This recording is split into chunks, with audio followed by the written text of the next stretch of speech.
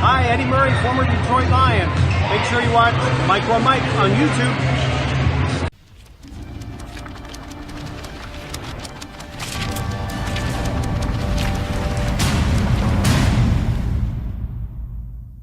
What's going on YouTube? This is your boy Mr. Mike or Mike, and today I'm going to give you my initial thoughts of the Detroit Lions 53-man roster. Before I get into the video, make sure you subscribe if you ain't done so. Hit that bell for all my notifications, and leave me a comment and tell me what you think. Also, I want to say a huge thank you to you guys out there, man. You're really showing up for the Detroit Sports Alliance and myself, and I absolutely love it. You guys are the real MVP. For real. So let's just now get into it. So I'm going to just go ahead and break it down by position, and we will go from there, man. And so we'll start with the quarterbacks here. Obviously, you got Matthew Stafford. Not even going to get into that. But what I love is Josh Johnson beat out Savage. Look, when I saw from Josh Johnson, I'll never forget it. It's the third preseason game. It's the second time he was on the field, and he was commanding those wide receivers, telling them where to go. He's only been on the roster at that point less than 2 weeks, and he was telling the wide receivers where to go and get into position. I absolutely right there knew that this man is a leader, and he has the ability to be the backup. And then obviously his performance was far above Mr. Savage. And so I'm very happy for Josh Johnson that he is our backup. I feel like he actually earned it. And man, he also is what Bevel wants, man. He has the ability to kind of scramble a little bit. And so I'm very happy for him. Congratulations, Josh Johnson. You worked very hard to make this roster. You took every opportunity you possibly could get, and it worked, man. And hey, when you work hard, when you put your mind to something, anything is possible. Absolutely. Also, we got David Blott, the guy that we traded for. I'm still shocked he's on the 53-man roster, so it looks like we are going 3 quarterbacks. Look, man, I thought this dude was going on the practice squad because I just assumed that at this point we go 2 quarterbacks because it's been a while since we've had 3 quarterbacks on this team.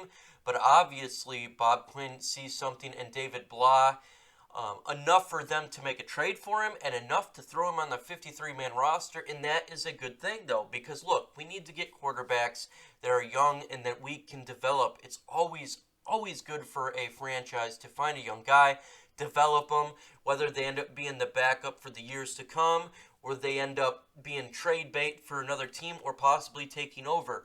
Those are the results of developing a young quarterback, and it's always good for a franchise to do. When it comes to the running back position, it looks obviously we got Kerryon Johnson, C.J. Anderson, Ty Johnson, but when they released Zach Zenner, this is kind of what I believed it was for. It was for the fullback Nick Bawden. What I seen from Nick Bawden was he was on the field a lot. I mean, a lot. In a lot of formations. He was on the first, second, and third string. They were utilizing this man all over the field, and he was the guy who was blocking for these running backs, and he did a really good job in my opinion. So he was injured last year. He was on IR, and he came out this offseason and did well. You know, came back from surgery, operation, and proved himself to be on this team. And I'm happy for him. And folks, we really truly do have a power run game in the works. We got 2 guys like Ty Johnson and Kerryon Johnson that kind of do it all, who's fast and has the ability to break out.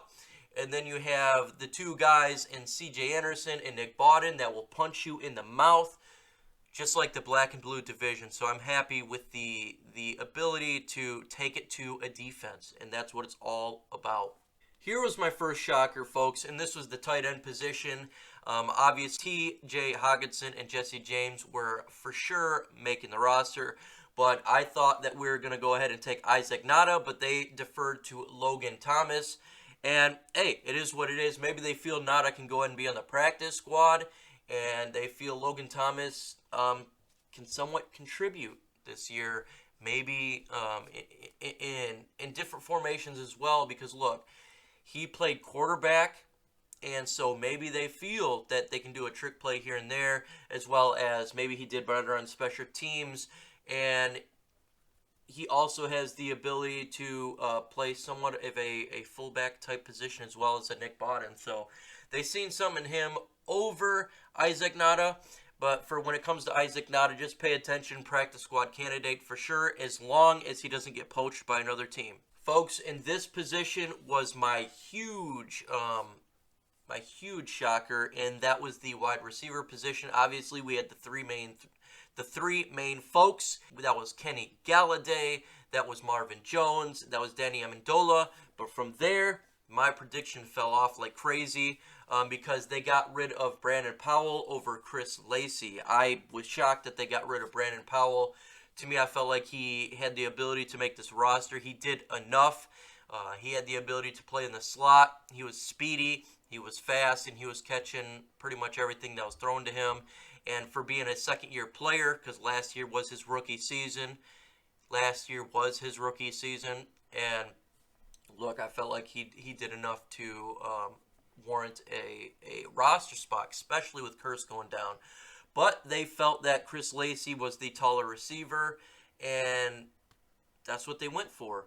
But in my opinion, folks, this position is not finished. So I would be definitely watching the waiver wire today and looking for receivers that got released, specifically Doss from the Oakland Raiders. He did well, in my opinion, and I know the Lions were really looking at him. So pay attention to the waiver wire for wide receivers, because I think Chris Lacey could get replaced. So we shall see. Travis Fulgham made the roster as well, in my opinion. That was going to happen. He was a big body. We did spend draft capital on this guy, and I know he had somewhat of a rocky preseason. But again, folks, he's a rookie, and it's going to take a little bit of time for him to develop, just like any rookie. Sometimes they just don't come on the scene, like other people like a Kenny Galladay or a Frank Ragnow or even a Tavai. Sometimes it takes a little bit of time for a player to develop, but he has all the intangibles to be a good wide receiver in this league. So I'm happy for him that he made the team.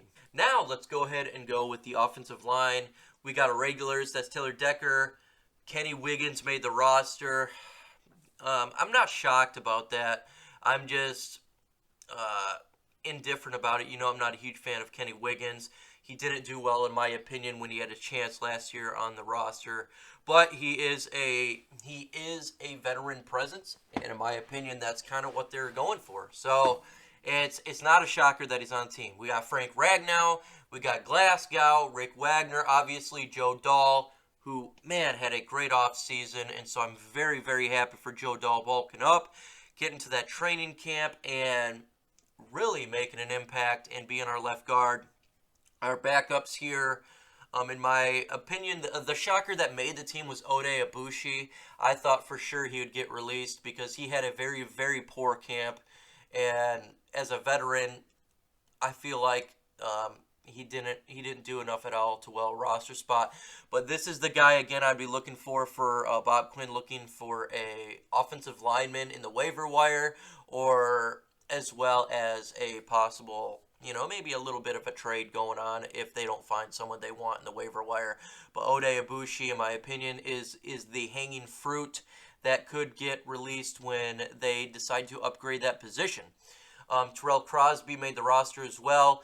I don't know why they keep putting him out as left and right tackle. I think he would be well suited as a guard position, but I figured he definitely would make the team. He did well enough last year at the guard position to warrant a roster spot. I thought he would take the next step this year, and in preseason, he did not take that next step. So to give up on him this early would be somewhat bad in my opinion. So we also got Bo Benchois, who, again, I told you, man, this rookie free agent from Wisconsin, man, he made a lot of progress from the first preseason game to the last.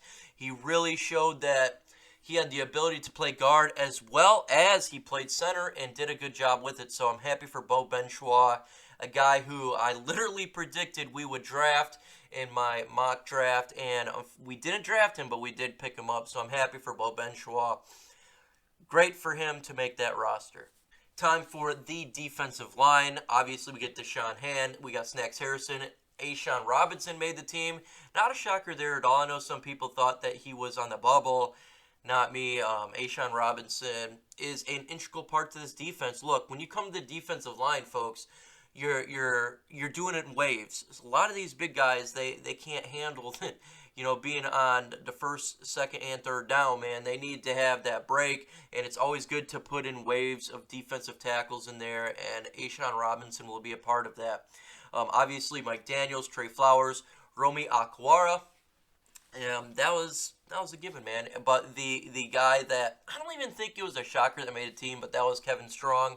Congratulations to him for making the team, undrafted rookie as well. I would not think it's guaranteed that he is on the roster for the whole time. Again, when it comes to the waiver wire, he would be the low-hanging fruit. But when it comes to the other individuals, like a Chris Lacey and an Ode Ibushi, I think he's got a leg up on them. So I think those two would be the first ones gone if they do decide to upgrade that roster. So let's go ahead and jump to the linebacker position. Obviously, we got Devin Kennard, Jelani Tavai, Jared Davis, Christian Jones, Jalen Reeves-Maben. I am so happy that he made this roster. He absolutely deserved it. The guy balled out in preseason and really took it up a notch and a half, man. Absolutely. He did phenomenal. I feel like if Jared Davis is out for, a couple more games due to his high ankle sprain, he will do fine in his job. Also, Miles Killebrew made the roster. Congratulations to him, converting from safety to linebacker. He was doing well. This is the individual I thought would get cut when the offseason started a couple months ago, but he put in the work. He did everything he possibly could do to make this team, and he did it. Plus, it doesn't hurt the fact that Jared Davis is going to be injured for a couple of games. Austin Bryant obviously made the team. And look, man, he was going to make the team. Anyone thought that he won it? That was not the case. I thought maybe they potentially could put him on IR, but obviously the injury is not that bad to where the point that they decided to keep him on the 53-man roster, and that's good, man. Lack injuries is always a good thing. Let's jump straight to the cornerbacks position. We got Darius Slay, Rashawn Melvin, Justin Coleman, the guarantees, Amani Awarie. That was guaranteed in my opinion. Look, we spent a 5th-round pick on him. He's shown immense progress from week 1 to week 4 in the preseason, and man, he made a lot of progress, and he's a big guy. He can stay with the wide receiver. He's still got to work on the fundamentals, but again, man, he's a rookie cornerback, so I am very happy the progress that he is making, and this is a guy we're going to have to look at in the next couple of years, who will definitely be a starter for us, in my opinion. And if they decide to not re-sign Darius Slay after his 2 years are up, man, I could see him 3 years from now being our starter corner up there, because he's making a lot of progress, and I'm happy for him. Obviously, we released Tease Tabor a while ago, and we got Mike Ford. I told you, man, it was between Mike Ford and Tease Tabor. Mike Ford made that roster, and look, man, they felt like Tease Tabor was injury prone. He was faking it to try to make it on the IR, or he was just doing something, man. But Mike Ford make it over him, and that's just the way it is, man. Look, he was a rookie free agent last year. I know he had a rocky preseason. But we'll see, man. We'll see. Jamal Agnew obviously made the roster. I didn't understand why people thought he would not make this roster. Jamal Agnew is a very good player. He's versatile. He can play offense, defense, and obviously special teams. No way you let a guy like that go. He is an all-pro kick returner, man, and you don't let those type of players go. He can play it all. So obviously he's not best fitted on defense compared to other people, but he can play it. That's the thing. On offense, he can play it. He can be utilized in those jet sweeps. He can be utilized. You put him and Ty Johnson on the same field. Good Lord, man, that's some speed on there. And the surprise was D Virgin. Happy congratulations, D Virgin, man, making the roster. Again, man, young guy getting up in there, man, and making some noise. And I love the fact that we're getting these young guys on this team. That's absolutely outstanding in my opinion. And look, man, it's all about developing players and finding young guys to constantly swap in and out with the roster, man, making the team young, and that's what they did. Let's jump to the safeties positions. Quandre Diggs, obviously Tracy Walker, obviously Will Harris. We spent draft capital on him, and he's shown progress from week 1 to week 4 of the preseason. Congratulations, young man. You're going to be very well as a safety going forward. Obviously, though, he's making the roster. CJ Moore, somewhat, I wouldn't say it's a shocker, but yeah, he made the roster. I was thinking Adams was going to get up in there and possibly make the team over him or over the next guy who was Tavon Wilson, who made the team as well. But Tavon Wilson was good on special teams as well as a veteran.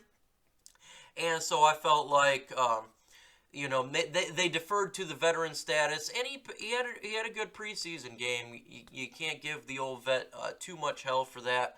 And so he made the team over Adams. But hopefully Adams can make the practice squad. To my opinion, man, that guy balled out for the opportunity that he had in this preseason. And finally, we're going to go special teams. Matt Prater, Don Muhlbeck, the guy never retires, and Sam Martin, who took who dropped his salary a little bit. So obviously, those guys are going to make the roster, man. I mean, that was a given. Obviously, you want to throw in there Jamal Agnew as well because he's going to be the main special teams guy.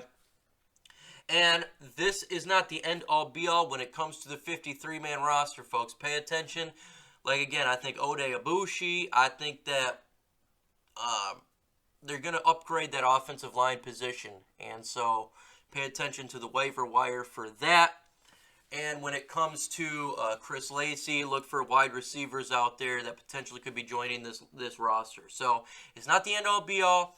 Obviously, we as well have the practice squad, and I'm excited to see who's on there, man. I'm truly excited to see these young guys be on our team because the practice squad is valuable for an NFL roster. I know it's not talked about as much as the 53, but these guys do get called up, man, and so it's important to have these guys on the team, on the practice squad.